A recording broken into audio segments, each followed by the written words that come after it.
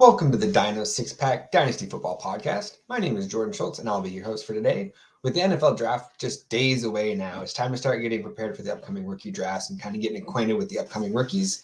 Today, I'm going to help you out with that, and we're going to be talking about the running back class today. Before we get started, a few things. Make sure to hit that like and subscribe button so you can see more videos like this and tons of other content from our great producers we have over here at Fantasy Six Pack. Speaking of that, while you're at that, make sure to become an all-access member of Fantasy Six Pack now. You'll get access to a bunch of draft cheat sheets, DFS tools, some betting help, all sorts of other great content like that. Best part about that, you get access to our Discord forum where you get access directly to people like me and our other writers there, and we can help you out with like your specific questions tailored to your fantasy leagues or your betting questions. Head over to fantasy6pack.net/plans to get signed up for that. With all that out of the way now, let's get started. Quick general overview of this running back class. We have like a true franchise cornerstone and a potential superstar at the top of the draft. Behind them, there's three more running backs that I feel pretty confident produce 1 to 2, if not more, seasons of RB1 potential for you. And then there's 10 total backs that I could see being like the most productive running back on their NFL team in time. Let's go ahead and get started right at the top. The franchise cornerstone here, I don't think anybody's really going to be too surprised by this.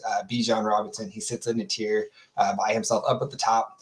A lot of people, say the running back position has been devalued, and that's true to a certain extent. But like every so often, a true game changer comes along. Like the Saquon Barkley, Ezekiel Elliott, Adrian Peterson level guys. Bijan looks like he could be one of those guys. He's hugely productive at Texas. His final season there, he went for over 1,800 total yards and over 20 touchdowns. I would imagine, despite all the talk about running back being devalued, I would imagine he probably gets drafted somewhere in the mid-teens for the NFL draft, and he's going to step right in, provide stability coming out of the backfield as a pass catcher and a runner. He'll likely be the 101 in pretty much all rookie drafts. Like there may be a few of them if you have like some quarterback needy teams and super flex leagues that they push 1 or 2 of the quarterbacks up. But I wouldn't count on that. I've done a ton of mock drafts this year, and every single one, Bijan's been the 101. So I would plan on that heading into all your drafts. He's the type of guy that if you get him, you immediately have a piece that you can build around and have a championship level asset right away for the next 4 to 5 seasons minimum. Anything past that's kind of fool's gold trying to bet that far down the road on running backs. But if there was a running back that in 5 years is still going to be good, Bijan would be in that category of guys that I would put there for sure. Moving down past him, we have a potential star in Jahmyr Gibbs out of Alabama. He isn't quite the same level of prospect as Bijan Robinson, but he, for me, at least is a clear-cut number 2 option in this class. He also sits in a tier by himself. He is that true dual threat pass catching running back that we love in fantasy. Last year, he led the Crimson Tide in receiving. He had 44 catches for 444 yards and 3 touchdowns. On top of that, he added another 926 yards on the ground as well as 7 touchdowns. When you kind of take a step back and look at his game, he may never be the type of guy that is, eating up 20 plus carries every single week. But I think he's a guy that on like 15 to 18 touches can be a high level RB1, especially if you're talking about 3 to 4 of those being catches, bump him up even higher in those PPR and half PPR leagues. He's going to be drafted in like the mid first round of pretty much all rookie drafts. It seems like he's kind of going in that 105, 106, 107 range. And he's a guy that I would be pretty surprised if he's not like a legitimate fantasy star for you by the end of his first season. Moving down to the next tier, we have our high-level RB1 starter potential players. When you're talking about these guys, this is where like the depth of this year's class like really kind of starts to showcase itself. 3 guys we have here: Zach Charbonnet, Kendre Miller, Tyjae Spears. In those orders, they all have the potential to become high-level RB1s for your dynasty squads in probably the first to 2 years of their career. You're going to be able to draft most of these guys kind of the late first, early second rounds. So you don't have to reach up super high. You can wait to the end of the first, start of the second. You can still grab a high-level running back potential piece. We'll start off with the top guy in this group. That's Zach Charbonnet. After transferring to UCLA, he pretty much just continued to tear it up, ripped off 2 consecutive 1,000-yard seasons. And each year he continued to get better and better as a pass catcher as well. Out of the group, the guys in this group, he had the highest yards per carry, and as well as the most catches in this group. So a little bit of a well-rounded game there for you. Kind of gives you an idea of the type of player he is. Despite missing 3 games in his final year, he still was able to rack up over 1,300 yards and 14 touchdowns on the ground. Also kicked in another 37 catches for 321 yards. I would imagine that in most drafts, he's going to be the third running back off the board in like 90% of your drafts probably. Next guy in this group is Kendre Miller. He's the guy that I'm finding I'm much higher on than pretty much anybody else, and I'm fine with that if it means I keep getting him in the second round of rookie drafts. I've seen him go in the third round as well, which is just crazy to me. In his lone season as a starter for TCU, he erupted, went off for 17 touchdowns, had over 1,500 total yards, one of the main pieces in their run to the title game. Ultimately, they lost, but it wasn't due to him. Like, he did a good job of getting him there. Another big plus that I like about him, he's a physical runner, but he's coming into the league without a lot of wear and tear on the body. I mean, he really only had that 1 year of big usage. His profile kind of leads me to believe he's going to be the type of guy that's going to be at worst an elite short yardage back and a type of guy that can eat up carries around the goal line. Last guy in this group here is Tyjae Spears. He is a very explosive runner. He's going to put up elite fantasy production as soon as he gets a bunch of touches. Looking back at his final year for Tulane, had over 1,500 yards, 19 touchdowns, kicked in another 250 yards and 2 touchdowns through the air as a pass catcher as well too. So pretty much any system he's going to be able to put up numbers in, but if he lands in like a system where he can run like more of like a zone heavy run scheme, that's going to really showcase his skills. And at that point, I wouldn't be surprised if he ends up being the most productive running back in this tier. Like I said, he has 21 total touchdowns last year, so he has a nose for the end zone, and I think that's going to translate to the next level as well. Decent enough pass catcher to play on third downs. General theme with this group of running backs is you got to be patient. As long as they land in somewhat favorable situations, I think they're going to emerge as high-level fantasy assets before the end of their first year. So solid top 5 group running backs here. Moving down to our next tier, we have our guys that I kind of would look at as like potential RB2s down the road. We got 4 guys in this group here. These guys are kind of all going in the second round, which I mean, it's a great year to need running backs and have second round rookie picks. You're going to have to be patient with these guys for the first year. I think they're guys that'll kind of come on more in the second half of this year, start of next season. But I do see them having like high level running back 2 potential for you. Top of this group for me is real Abanikanda. Love this guy. After Kenny Pickett left for Pitt, he kind of stepped in and became the focal point of the offense, and he more than lived up to it. He has elite vision. His cutbacks are explosive. He's able to break free for over 1,500 yards and 21 touchdowns his last year for Pitt. He's the type of guy when you get to the second level, like he just needs to make one guy miss and he's off. Like you're not going to catch him. He's got breakaway speed like that. So for him to be like the 6th running back in this class, I feel like he's the type of guy that'd be like 3rd in a lot of classes. So really good class here, like Israel Abanikanda. Next guy on the list here, we got Devon Achane. He is a little bit undersized, but like he has a literal track star speed. Excellent runner in between the tackles for his size. Hauled in over 30 catches, so good in the passing game as well. Instant acceleration. When he gets an open, then he can find it, and boom, he's gone just like that. If he was a few inches taller and about 15 pounds heavier, we would likely be talking about like a high first-round rookie pick here. Talent level is definitely of that. Just some of the other intangibles are going to knock him down into the second, maybe third round of a lot of drafts. Only 5'8", so I mean, you kind of have to wonder if he's going to hold up under a full workload at the next level. I don't know if that'll be the case, but I think if he gets in a spot where we can get like 8 to 12 touches that are manufactured for his game, he could be a very, very good fantasy asset for you. Next guy in this group, we got Tank Bigsby. He's been one of the biggest risers in the pre-draft process so far. When you go and watch his tape, it's not really that hard to see why, honestly. He has that size-speed combo that's rare in running backs, has a chance to be extremely lucrative for your dynasty teams, like where he's going in rookie drafts right now. He led Auburn in rushing for 3 straight years, and again, he was another one of these guys that each year got better and better as a pass catcher as well. And when you watch him play, I think there's another level as a pass catcher that can be unlocked at the next level as well, too. Rounding out this group here, we got Roschon Johnson. He's a guy that I would be not shocked if we look back in a year and this ranking just looks super, super low. What he was able to put on tape when he played gives me a little bit of hope that he can become like a potential fantasy producer at the next level, especially when you take into account like he's a converted quarterback that's still kind of learning how to play the running back position. Played behind a generational talent, Bijan Robinson. So, I mean, great guy to learn from in terms of learning a new position. You couldn't ask for a better teammate there.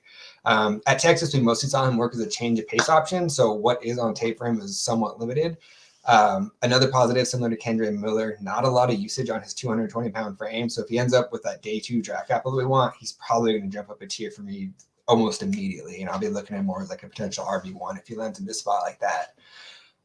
Moving down into our next tier, this is number 5. These are kind of guys that I am looking at as like flex level players, potential lead backs in a committee. Like I don't ever think they're going to be the ones that are eating up all the carries for the team, but I think they could be the guy that's putting up the most production in like in a committee where they're getting 65% of the work potentially. Each of these guys here have definite holes in their game. Like I said, they're not going to be your high level RB1 starters, but they are guys that I can see being weekly flex options that you feel pretty good about by the end of their third seasons.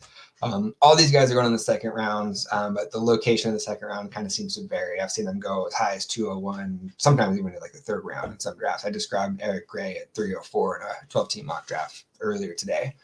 Starting off with Eric Gray here. He is another guy, lacks the size to develop into a plus level pass blocker at the next level.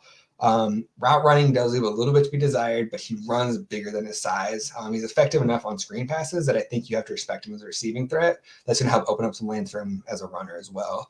I feel fairly confident that he has a game that will be able to translate to most teams. Most good coaches will find a role for him. Final year at Oklahoma, despite being 5'9", was able to put up over 1,300 yards and 11 touchdowns on the ground, kicked in another 33 catches with 229 receiving yards. So well-rounded game. I like him as a change of pace option or, like I said, a lead committee back here. Next two guys in this group, Zach Evans and Sean Tucker. When I did my very first run through these guys and kind of watched my first little bit of film on all of them, I had both of these guys ranked way higher, and then I kind of started watching some other guys and moved them back down. Went back and watched them again, moved them back up, and then I kind of settled them in here at number 11 and 12 for me. Where they land in the draft could definitely dictate things and kind of move them up and down quite a bit, just kind of depending where they land. Zach Evans, we'll start off with him. When you watch the tape, there's no denying he has elite burst and balance at times. Just never really did it consistently enough to get super, super excited about. Didn't contribute really anything at all in the passing game. And he played also in a committee in college, which kind of dampened his numbers, but the explosiveness that you see on tape leads me to believe there's another level as a runner there. I think he lands in a spot where he can be the guy getting in the majority of the carries. He's going to be a good flex level fantasy asset for you. Like I said, years 2 and 3, most likely.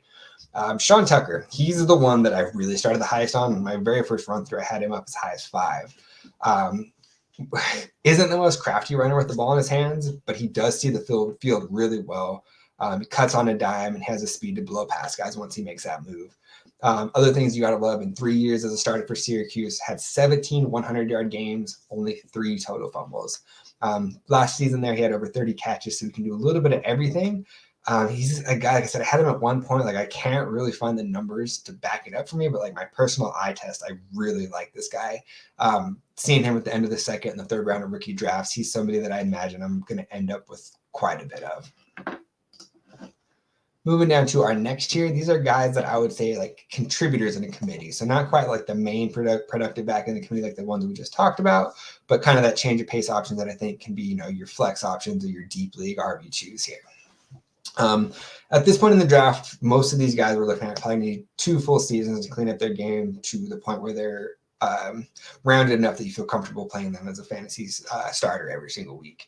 All these guys can be drafted in like the late second, third rounds of dynasty drafts, so don't have to invest a lot of capital on them, which is nice. First guy in this group, we have Chase Brown. To do a little bit of quick hitters on these guys. A few cons for him: struggled big time as a pass protector, fumbled the ball 5 times last year. Those 2 things are the quickest way to find yourself on the bench in the NFL. That being said, he does have a lot of positives on tape, so if you can clean those things up, he could easily jump a tier or 2 in a year. Next guy in this group, we got Kendre McIntosh out of Georgia. Pretty confident that he becomes an above average pass catcher in the NFL. I think he's the type of guy that'll pretty much always have a role as long as he's healthy. His last year at Georgia had 43 catches for over 500 yards and 2 touchdowns, over 11 yards per catch. So on a high number of catches, was very productive with those. Don't know that he'll ever get enough work on the ground to really be like more than a flex play, but in a PPR league, I mean, you could definitely do worse. I think in years 3, 4, 5, he's going to be a guy that's consistently putting up 8 to 10 fantasy points a week, even on the down weeks. Next guy in this group, we got DeWayne McBride, another guy that as a pass catcher contributed basically nothing at all. 5 catches for 29 yards in 3 seasons total. Doesn't really have that elite top end speed, but he's very, very good at bouncing off tacklers and finding the end zone. Kind of a guy I could see settling into similar of like a LeGarrette Blount style role. He falls into the right system, similar role, like kind of like Zeke this last year with Dallas as well, too. Big touchdown dependent, getting the short yardage work. But in those leagues that you get points per first down, bump him up even higher there too. Next guy here, we got Mohamed Ibrahim. probably one of my favorite third-round sleepers at this point, but he definitely comes with a little bit of risk. Tons and tons of usage on his career already, and he's already had one major injury with a torn Achilles. So that being said, there's a very, very real chance he's only a one-contract player in the NFL. But if he stays healthy, I mean, he was largely productive last year for Minnesota, had over 1,600 rushing yards, 20 touchdowns, only 7 catches. So again, not a guy that's going to put up a lot as a pass catcher, but I do think he's going to be a guy that'll put up points for you. Sorry if you just heard Des and Lana going off there. They were very excited for this too. Last guy that we'll talk about here today is Deuce Vaughn. He produced back-to-back 1,800-yard seasons his final 2 years at Kansas State. Biggest knocks on him, he's 5'5", only 180 pounds. So that really is going to limit how much of a workload he can have at the next level. But he's a guy that if he lands in a system with like a little bit more progressive, forward-thinking offensive coordinator, they're going to find ways to highlight what he does do well. Thank you for tuning in today. If you become an all-access member over at Fantasy Six Pack, like I mentioned before, you'll get access to my full rookie running back tiers. Today we went over looks like 17 total guys. My full ranks go down to 30. And I have like little written write-ups for every single one of these guys. So that's one of these things that you'd get if you join over there. And then again, like I said, you're getting that Discord with us. Have any questions about the upcoming rookie drafts? I'd love to help out on those. With that all being said, I appreciate you for tuning in, and we'll see you next time when we're talking about wide receivers.